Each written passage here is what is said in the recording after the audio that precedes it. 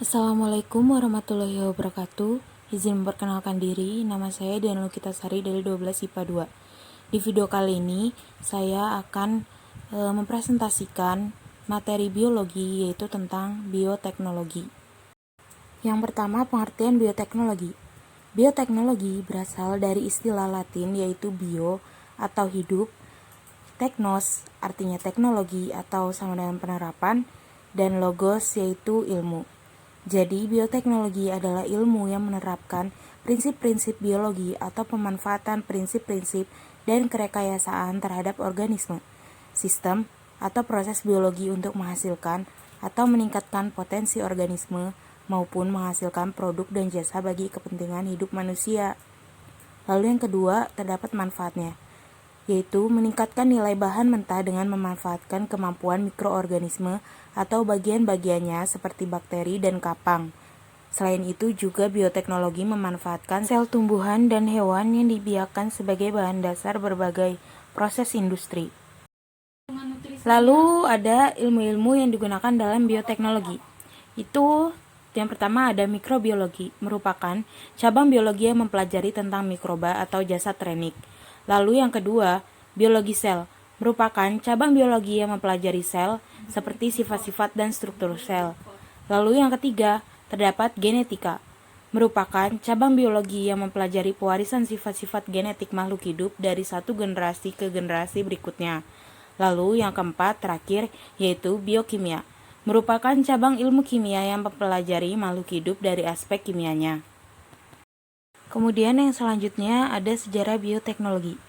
Sejarah bioteknologi diawali pada saat Louis Pasteur, seorang ilmuwan asal Prancis, menemukan pertama kali adanya mikroba dalam makanan pada tahun 1870. Kemudian dilanjutkan oleh Edward Buchner yang menemukan fermentasi alkohol dengan perantaraan ragi pada tahun 1897 dan menghasilkan etanol dan juga karbon dioksida. Bioteknologi sendiri dibagi menjadi dua jenis, yaitu bioteknologi konvensional dan juga bioteknologi modern. Yang pertama kita bahas yaitu bioteknologi konvensional. Bioteknologi konvensional adalah bioteknologi yang memanfaatkan organisme secara langsung untuk menghasilkan produk barang dan jasa yang bermanfaat bagi manusia melalui proses fermentasi, yaitu prosesnya menggunakan ragi atau bakteri. Bioteknologi konvensional biasanya dilakukan secara sederhana dan diproduksi tidak dalam jumlah yang besar. Nah, di sini ada pemanfaatannya yaitu di bidang pangan. Yang pertama itu bahan dasar yang digunakan yaitu kedelai, menggunakan mikroorganisme yaitu Rhizopus oryzae atau Rhizopus oligosporus, itu produk yang dihasilkannya tempe. Lalu juga bahan makanan dasarnya itu ada susu. Mikroorganisme yang digunakan yaitu Lactobacillus bulgaricus atau Streptococcus thermophilus, itu produk yang dihasilkan yaitu yogurt. Lalu dari bahan dasar gandum, mikroorganisme yang digunakan yaitu Saccharomyces cerevisiae. Produk yang dihasilkan yaitu berupa roti. Di situ masih banyak contoh-contoh lainnya dari bioteknologi konvensional pada bidang pangan. Bisa kalian lihat sendiri ya daftarnya. Lalu ini masih sama seperti sebelumnya, yaitu penerapan bioteknologi konvensional di bidang pangan. Yang pertama itu ada tape. Tape dibuat dengan menggunakan fermentasi ragi, itu menggunakan mikroorganisme jamur Saccharomyces cerevisiae. Proses pembuatan tape ini sendiri yaitu dengan pemecahan gula yang terdapat dalam singkong oleh jamur Saccharomyces menghasilkan alkohol dan karbon dioksida. Proses ini juga terjadi pada minuman beralkohol dan juga roti. Lalu yang kedua terdapat keju. Keju merupakan bahan makanan yang dihasilkan dengan memisahkan zat-zat padat pada susu melalui proses pengentalan atau koagulasi. Mikroorganisme yang digunakan yaitu bakteri Lactobacillus bulgaricus atau Streptococcus thermophilus. Lalu yang ketiga yaitu ada yogurt. Yogurt merupakan minuman hasil fermentasi yang menggunakan bakteri Streptococcus thermophilus atau juga bisa Lactobacillus bulgaricus. Bakteri ini mengubah laktosa pada susu menjadi asam laktat. Karena itulah fermentasi pada yogurt disebut fermentasi asam laktat. Lalu yang keempat terdapat oncom. Oncom dibuat dengan melakukan fermentasi terhadap ampas kedelai menggunakan jamur Neurospora crassa yang berwarna merah bata. Lalu pembahasan selanjutnya yaitu bioteknologi modern. Bioteknologi modern merupakan metode bioteknologi yang menggunakan prinsip rekayasa DNA, selain prinsip mikrobiologi dan biokimia. Metode ini dilakukan dengan cara memodifikasi gen-gen spesifik dan menyisipkannya pada organisme lain seperti mikroba, hewan, dan tumbuhan. Bioteknologi modern berkembang setelah ditemukannya struktur DNA. Bioteknologi ini dapat diaplikasikan pada berbagai bidang seperti pangan, pertanian, dan kesehatan. Bioteknologi modern memiliki ciri-ciri diantaranya menggunakan teknologi yang lebih modern, lalu memanfaatkan prinsip rekayasa genetika, lalu yang ketiga biaya yang relatif lebih mahal, dan yang terakhir dapat menghasilkan sifat baru pada organisme. Lalu di sini ada contoh penerapannya, yaitu yang pertama pada bidang pertanian. Di situ ada kultur jaringan, merupakan metode memperbanyak tumbuhan, biasanya yang dipakai yaitu bibit unggul, dengan memanfaatkan sifat totipotensi pada jaringan meristem. Sifat totipotensi sendiri yaitu kemampuan sel atau jaringan tumbuh menjadi satu individu utuh. Contohnya itu pada tanaman anggrek dan juga kelapa sawit. Nah, di sini ada skema dari proses kultur jaringan ini, yaitu pertama wortel dipotong.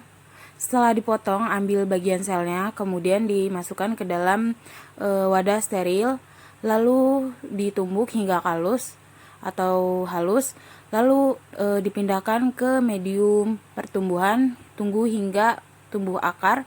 Setelah tumbuh akarnya, pindahkan ke dalam wadah atau medium pot. Lalu contoh yang kedua yaitu tanaman transgenik, yaitu merupakan teknik memodifikasi DNA agar bersifat lebih unggul daripada bibit sebelumnya dan tahan hama. Contohnya yaitu pada tanaman jagung, padi, dan juga gandum. Lalu bidang selanjutnya yaitu bidang kesehatan. Bioteknologi modern dalam bidang kesehatan memberikan peranan yaitu dalam proses pembuatan antibiotik yang dihasilkan oleh Penicillium chrysogenum, Penicillium notatum, dan Streptomyces. Lalu yang kedua terdapat cloning. Cloning merupakan upaya untuk menggandakan makhluk hidup baru dengan cara menggabungkan inti sel somatik dengan sel telur tak berinti. Contohnya domba Dolly. Yang ketiga ada antibodi monoklonal. Antibodi monoklonal dibuat secara hibridoma. Antibodi monoklonal merupakan kekebalan tubuh buatan yang berupa protein imun untuk melawan penyakit. Teknologi hibridoma sendiri yaitu menggabungkan sel kekebalan tubuh dan sel kanker. Jadi antibodi monoklonal yaitu dibuat dengan menggabungkan sel-sel kekebalan tubuh dan sel kanker agar sel kekebalan tubuh bisa membelah dengan cepat dan menghasilkan sistem imun yang sangat banyak dan cepat untuk melawan penyakit. Lalu penerapan bioteknologi modern yang keempat yaitu vaksin. Vaksin merupakan bahan yang digunakan untuk membentuk kekebalan tubuh untuk melawan penyakit. Lalu yang kelima ada bayi tabung. Merupakan proses pembuahan sel telur oleh sel sperma di luar tubuh perempuan atau biasa disebut in vitro fertilization. Lalu penerapan bioteknologi modern yang ketiga yaitu di bidang peternakan. Terdapat inseminasi buatan. Inseminasi buatan merupakan metode menginjeksikan langsung sel sperma kepada rahim induk betina untuk mendapatkan keturunan unggul. Biasanya dilakukan pada hewan sapi unggul. Lalu bidang keempat yaitu bidang lingkungan. Terdapat proses bioremediasi, yaitu merupakan penggunaan mikroorganisme untuk mengurangi polutan di lingkungan. Saat bioremediasi ini terjadi, enzim-enzim yang diproduksi oleh mikroorganisme memodifikasi polutan beracun dengan mengubah struktur kimia polutan. Bioteknologi juga bermanfaat untuk mengurai sampah-sampah. Contohnya yaitu pada bakteri pengurai plastik, yaitu Idonella sakaiensis, yaitu merupakan bakteri yang membantu mengurai plastik agar tidak mencemari lingkungan. Lalu juga terdapat Pseudomonas aeruginosa yang bermanfaat untuk mengurai limbah minyak dan sampah organik lainnya. Lalu contoh penerapan yang lainnya itu ada rekayasa genetika. Rekayasa genetika merupakan proses mengubah susunan DNA makhluk hidup dengan cara memasukkan gen asing ke dalam bakteri E. coli Bakteri ini biasanya digunakan sebagai agen pembawa DNA asing yang ingin dibiarkan. Contohnya yaitu terdapat pada Escherichia coli yang menghasilkan insulin. Lalu terdapat juga kelebihan dan kekurangan bioteknologi konvensional. Kelebihannya yaitu yang pertama, biaya produksi murah. Lalu yang kedua, teknologi menggunakan peralatan sederhana. Dan yang ketiga, pengaruh jangka panjang sudah diketahui. Lalu terdapat kekurangannya.